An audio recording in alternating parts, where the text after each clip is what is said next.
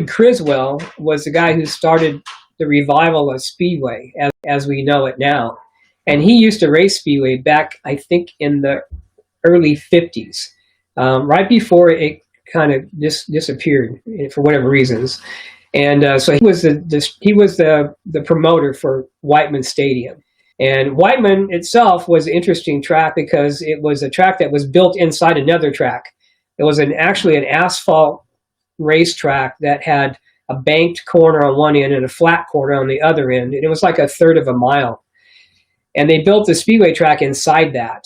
The only crash wall that you had was along the back straightaway. One end, the turns 1 and 2 were just open, and then 3 and 4 was where the pits were. And the front straightaway had no walls either. So if you got bumped, you just went out onto the asphalt and just try to get back on the track and keep going. But the track was about 220 yards around. It was a little bit bigger than Costa Mesa, and it was more like a D-shaped. That was real wide, and it was really a lot of fun to ride because it was nice and thick. You could, it had a good base on it, so you could really back it in, and it had a lot of grip.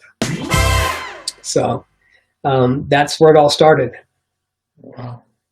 So the people, I guess the stands for the spectators was on a straightaway, and I guess the people sat back behind the straightaway at Whiteman, right? They sat kind of, how far did they sit? They sit far? On the other side of the asphalt. So they weren't like right on top of the riders, like Costa Mesa. Costa Mesa, how it became where you could you're in the turn, you can get hit by, get a glass full of beer, get a glass full of dirt in it. More beer! If you're standing too close. So yeah, it was a little bit further away, and it was in Pacoima, not exactly the hot spot of places you wanted to go and spend a lot of time. And right next to Whiteman Air Park, and there were some projects across the street that were over there. It was quite the interesting place. I remember one night, because you would hear gunshots every now and then, but somebody got hit with a spent bullet that was in the grandstands. So not that they weren't injured all that badly, but that's the kind of location it was. So it was an interesting place to be. Who was the top riders at Whiteman? Was like Sonny Nutter, and let's see, who else was there? Bass came along later. He wasn't. The Bass brothers were kind of new, raw, so they weren't really the top. But Sonny Nutter, and you probably have like Sammy Tanner, and then you have that was like we got Rick Woods was really, he was the champion that year. Rick Woods. Who else was good there? Well, a lot of guys. I mean, I printed out this was a program of who the riders that were there on the. But a lot of guys were from Ascot, so you had people sign up. It was, Rick Woods, of course, was John Haley. Little John Haley was a very good rider. A lot of guys were racing at Ascot, racing Class C half mile, and that's what they were going to do. There was, Stu Morley was there, Sammy Tanner, a guy named Shorty Seaborn, who was a national number. Marty McDonald, he was also a very good rider at Ascot. Elliot Schultz, Sonny, Rick Woods, Jimmy Nicholson, who was a great rider. Blackie Bruce, the guys like that. Those were guys that were probably in their 30s or whatever the ages they were. They were a little bit older. Some of the guys were like beyond their prime, but they still signed up to race Speedway because they wanted to try it. Swede Savage was one of the guys that rode there. Swede Savage went on to race Indy cars. Jack Simmons, Mike Conley was there. He rode. Jay Carter. A lot of guys that would, Dwayne Keeter, for instance, was very well known at Ascot. So a lot of the Ascot regulars went over and rode at Whiteman. And then like guys like Steve Bass and Mike Bass were still amateurs. They were still riding. They weren't professionals yet. I think Mike might have been around 16, and so that made Steve probably a little bit older, around 18 or so, 17. They were pretty close in age. So, it was kind of an eclectic group of people. And a lot of people just wanted to try to ride one of these old JAP motorcycles and see what it was all about. And it became really, really popular with the riders because they had a lot of fun and they became, popular with the fans too. So, it wasn't until things got serious was when Ivan Major came over. Ivan, for those who don't know, was world champion that year, and they brought him over, I think, the week after he won the world final, and it was really cool because he came in right in the middle of the meeting, and they kept him, as I remember, this is all based on my memory, kept him separate from all the other riders. And what was cool was he brought his handlebars or his carburetor, whatever the stuff he brought with him on the plane. So they fixed the motorcycle and got it the way he wanted it. And they kept him away from everybody else. And then he went up to the starting line. And I remember saying to myself, and maybe even talking to some other people, thinking, you know what? I know this guy's a world champion. And I've never seen anybody ride a Speedway bike before, but how much faster could he go around the track than the guys that we have here? I mean, we've guys here that are national numbers on national races. How fast can he be?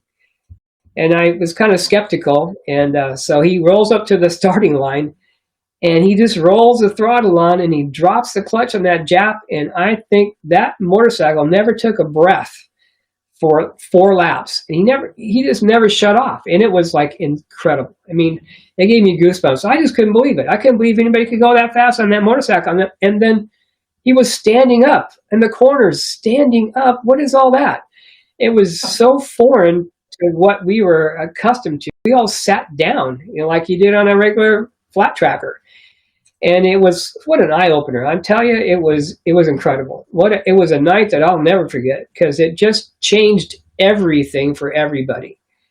So they put him in the races, insert him in the races, handicapped him, put him half a lap behind, and within 2 laps, he passed everybody. So then we realized that we really weren't all that fast. You guys got a lesson from Ivan Major. The great Ivan Major. We got schooled big time. Well, you guys were all like TT riders. You're sitting on your butt on the back of the seat. You guys were flat tracking it, like, ah! And Ivan's like, no, that's not how you ride a Speedway bike. This is how you ride a Speedway bike. That's exactly it. That's exactly what happened. And then as a result of that, Ivan and then Barry Briggs came over. So sometime later, they put on a school because Whiteman would always be open for practice, open practice on weekends or like on Sundays. So we had a lot of chance to ride, but they put on a school, and then we had a lot of the guys that wanted to be Speedway riders went to that school. There were a lot of guys that didn't. They wanted to continue in the Class C part of it, and it kind of separated a lot of people out at that time. So that was also the very first time I think that Bill Cody actually rode a Speedway bike was at the practice in that school that they put on. And I loaned Bill my bike to learn, and it was so foreign to everybody, but to him, and he'd never even been on a Speedway bike anyway. So he went to every corner, he'd fall down, get up, he'd take off, and he'd fall down. But it didn't take long before he wasn't falling down, and after that, he was going way faster than just about everybody else. And Bill, for many years, was one of the very top Speedway riders there ever has been, and he was a flat tracker. He was he raced with Sonny over there in Ascot Park, and so a lot of guys decided to make that jump from flat track to Speedway, and I don't think any of them that did ever regretted it. Yeah, Bill Cody, he went ahead and raced the mile over, and so when he was racing those Harley 750s, and he was racing like Mert Lawwell and Gene Romero, the Burrito, and I mean this guy was good. He was in the top couple in points, top 5 in the pro TT circuit, and then Bill Cody, like he had a resume like you wouldn't believe, and then I guess he was the top money earner in Costa Mesa. He was number 1 for like a few years, and then he went to the top 5. So Bill Cody made a lot of money. Yeah. Yeah, he made a lot of money. There's no doubt about it. And Bill was very good at making it and very good at keeping it. Also, he became the distributor for Jawa, and he's done a fantastic job. He's got a great business, and has helped a lot of people along the way become really good speedway riders. And Bill, we all a debt of gratitude to Bill for the job that he's done all these years. He's been in the speedway business for what, close to 50 years.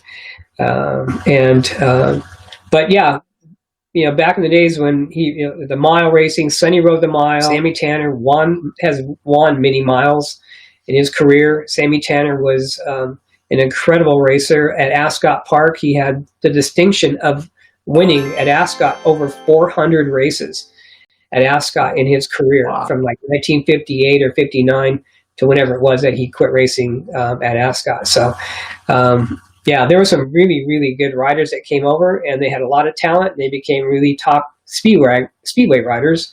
And then you had guys like Mike Bast, who adapted to it and became so proficient and so good at his profession that he was just a dominating force. And he's one of those guys that had the two things that you need to be a champion. He had incredible talent, and he had a work ethic that was second to none.